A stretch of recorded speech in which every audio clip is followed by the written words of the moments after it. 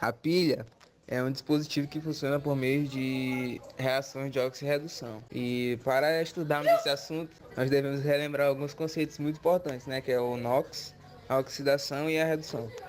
O NOx, que é a mesma coisa que o número de oxidação, é a carga adquirida por um átomo quando se liga a um a um outro átomo diferente. No caso dos íons, o NOx será a própria carga, e em substância simples o NOx será igual a zero. E a oxidação é um processo em que uma espécie perde elétrons e aumenta o valor do seu NOx. Então, aumenta o valor do seu número de oxidação. E a redução é quando a espécie ganha elétrons e diminui o valor do... Alô, galera que assiste meu canal!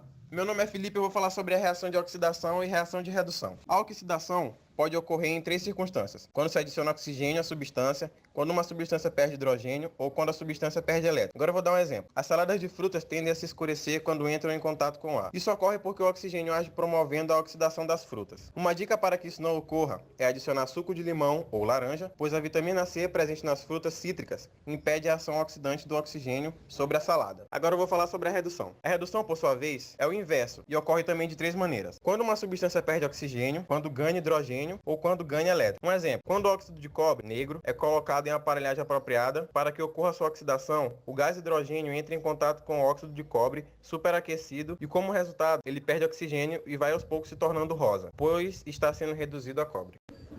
Olá, meu nome é Cláudia e eu vou falar sobre a pilha de Daniel, o primeiro dispositivo que aproveitou a energia das reações de oxirredução para gerar eletricidade foi a pilha de Alessandro Volta. Ela foi feita em 1800 e era formada por discos de metais diferentes, como zinco e cobre, intercalados e conectados por um fio condutor, além de um disco umedecido em salmoura. Em 1836, o químico inglês Daniel aperfeiçoou a pilha de volta, tornando-a menos arriscada. Essa nova pilha passou a ser conhecida como pilha de Daniel. A pilha de Daniel era constituída por duas semicélulas eletroquímicas. A primeira era formada por uma placa de zinco mergulhada em uma solução de sulfato de zinco e a outra era formada por uma placa de cobre mergulhada em uma solução de sulfato de cobre. Essas duas placas eram interligadas por um fio de cobre condutor. Além disso, as duas soluções estavam conectadas por um tubo que continha